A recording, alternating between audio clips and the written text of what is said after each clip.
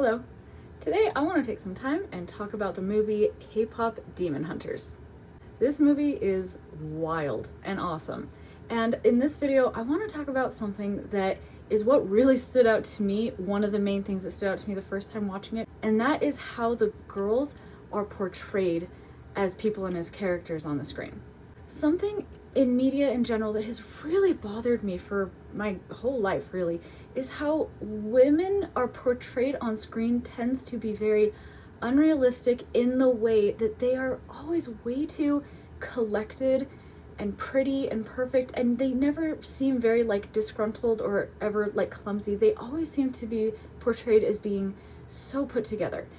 I mean, which is cool, but it's not relatable at all, and I feel like I don't know, subconsciously, I feel like it might put pressure on women and little girls and everything to behave a certain way, and that if we are ever ugly or doing things that are silly or goofy, that's wrong, maybe? Maybe I'm reading too much into it, but it bothers me that on screen, I don't see that kind of representation. I don't see myself in the characters in that way, where I feel like they are always just so collected and put together. And this movie really broke that, and I love it. The first point that I want to talk about is how they get dressed up and how they glam up at certain points, but then also show them dressed down, and how like a normal person looks when they're not covered in makeup and jewelry and stuff. They show both ends of the spectrum when they are all glammed up, ready for a performance or going out. Makeup, eyeliner, the gems around their eyes, the earrings, all their accessories, the whole 9 yards. And they look good, and it's okay to see that on screen. It's fun. But then I also love how they show the other side of it. When they're just lounging around in their apartment, not only do they have no makeup on, they just look so comfy in their element, how real people are in their own private spaces, but they're also dressed down. Those clothes look so comfy. I love watching them just wear these huge frumpy sweaters and pants that are not flattering. And in their personal life, they typically choose to wear comfortable clothing. When they're just out about on the street or practicing a rehearsal, they're usually wearing like sweatpants or big frumpy sweaters. Please normalize that. I love seeing that on screen because it is so realistic. A lot of the times in other movies, when they show characters who are supposed to be lounging and comfy at their house, they still look super attractive. It can be annoying in movies when the character looks exactly the same through the whole movie, perfect, clearly like eyelashes and everything, lip color the whole time, and it's just like, that's not realistic. When you go home and relax, you're not wearing a full face of makeup. This movie shows that being glamorous is a choice, and there are times you look that way and there are times that you don't. Some of my favorite scenes are watching them get glammed up, like the battle ready scene. I love so much. When they're getting ready to go out and get the Sasha boys, and so they get battle ready in all this black leather, so impractical. That does not make fighting any easier, but they're gonna look so good while they do it. I just love that because it's clearly a choice. They don't need to do that, but they want to look awesome when they go fight. It's clear that their looks and their glam are not their priority. It's just a super fun thing that they get to do when they want to look that way, but it's not the norm. It's not expected to look that way all the time. Next thing I want to talk about is how they weren't afraid to make the girls look bad in their facial expressions and how they moved, and how that made them so much more relatable. As I've kind of been saying, through animation history, it's just for some reason been the norm that the female lead characters are supposed to be very collected and put together and never look bad. Like, one of my biggest pet peeves in movies is when two characters fall from a great distance. If one is female and one is male, the woman will land on her feet and the male will land on his face. And it bothers me. And I heard Glenn Keane one time, who was the lead animator at Disney all through the 90s and the aughts, talk about something that the 9 old men, the veteran animators of Disney, told him when he was trying to design Ariel. I remember after Little Mermaid down in Westwood with Frank and Ollie, we had just had the screening, and I said, "So, what did you think?" And Ollie said, "Well, we wouldn't have done it that way." So, what do you mean? "Well, there was times there where she just was not very appealing. There was some, pretty ugly expressions there. And that was a conscious choice." And so I told him, I said, "Well, you're right, Because anytime we had a choice between going for pretty or real, we always chose real. Because we'd stop frame and we'd find ugly faces. It may not be the most pretty, you'd never put it on a poster, but mixed into that sauce, it's got a pop and a snap. And I realized at that point that they were animating in a different era with a different taste and the lighting. You look at all the movies in the 40s and I don't know, there's this idealism of beauty. And I appreciate that Glen Keane did identify that and try and break that a little bit. I will say Ariel, though she's not my favorite princess, does break that model a little bit and is a little bit more expressive than a lot of lead female animated characters. But she's still pretty most of the time, and I don't feel like that carried very well. If you go into looking at Belle and Pocahontas and all these other ones, they look pretty all the time. In a lot of at least recent movies in the past decade or so, what I've noticed they've tried to do to make these female characters more relatable is when they make them goofy or do goofy things, they'll put it in there, but it feels more like a gag. It feels more like a joke. It's usually played like for a laugh and isn't necessarily the authentic way someone would act. So I appreciate that they're putting the effort in there to try to make them not as like perfect and composed, but it still doesn't feel genuinely authentic. And I feel like that's where K-pop Demon Hunters actually does succeed. All throughout the film, they are doing things that are just something that I would do.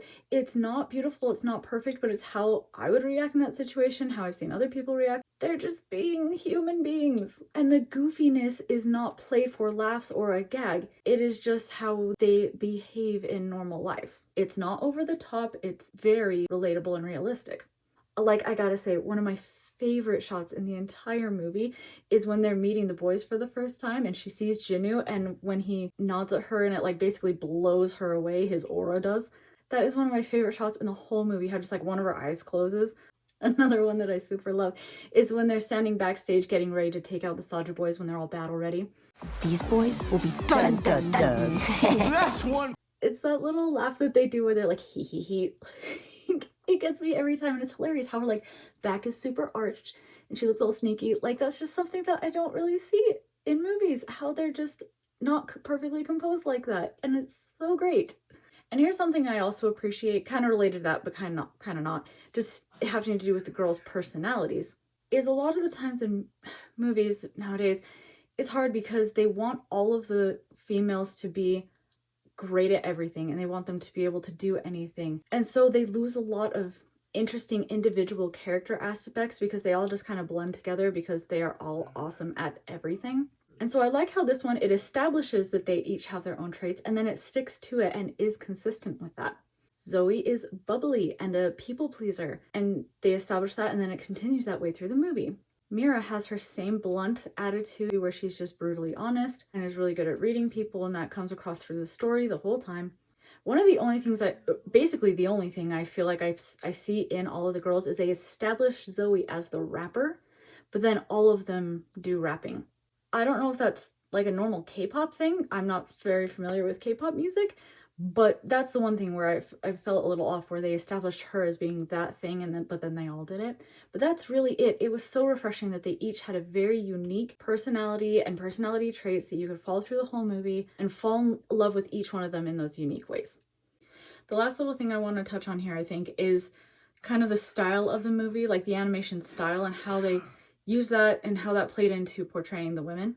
They really did push the animation, which accomplished all these things that I've talked about, but they weren't afraid to really go off model and take advantage of the animation medium to exaggerate their features. Because once again, I don't know why movie makers feel like girls have to look composed all the time, but there's this quote from Lino DeSalvio, I am so sure I pronounced that incorrectly, Lino DeSalvio, who is the head of animation on Frozen when it came out, and they had this quote that ruffled some feathers, saying, "Historically speaking, animated female characters are really, really difficult because they have to go through these ranges of emotions, but you have to keep them pretty, and they're very sensitive to, you can get them off model very quickly. So having a film with two hero female characters was really tough, and having them both in the scene and look very different if they were echoing the same expression, that Elsa's looking angry looks different from Anna's being angry."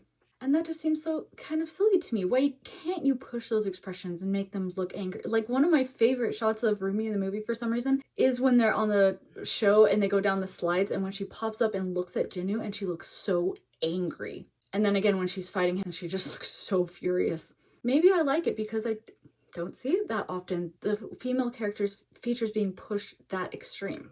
I'm sure it exists in animation, but it is not the normal thing I see, and it's not the thing that I'm used to seeing, and so it was so fun to see it in this movie. Like, a couple of my favorite times when they go off model, you would say, which means the model they have created for the character, for the face, they really jump away from that, is when they're on the plane before they jump out and they're eating their ramen, and how their faces just go so anime. It's so fun, and it's such a departure of what they look like. It's just so creative and artistic. Another one of my absolute favorite, which the world loves this scene because it's so genius, is when they're seeing the Saja boys for the first time and Mira and Zoe go a little crazy.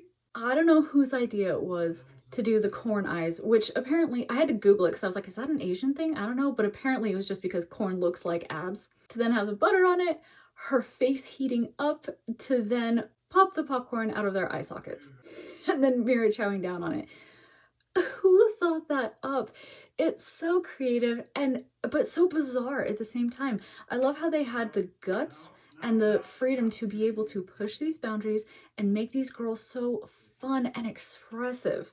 And I will kind of throw this in there, since that scene is on my mind of when they meet the Saja boys for the first time, is that kind of along the lines of movie makers feeling like these women have to be all strong, independent, hardcore gals who's got everything together. They're afraid to give them love stories or make them seem like they care about a guy. I don't know why that is, but so it was so nice in this movie to see these girls who are hardcore demon hunters to then just be totally Twitter-pated by these gorgeous men walking down the street and still just fawn over them through the whole movie. It doesn't make them weak. It doesn't make them any less strong. I'm so glad that they were allowed to be that way, being able to just totally be infatuated with these guys, but then, like, they're still very capable hunters and warriors. You can do both, and it was so refreshing to see that on screen. I want to kind of finish up here with a quote from one of the directors, Maggie Kang, and what she had to say on this subject.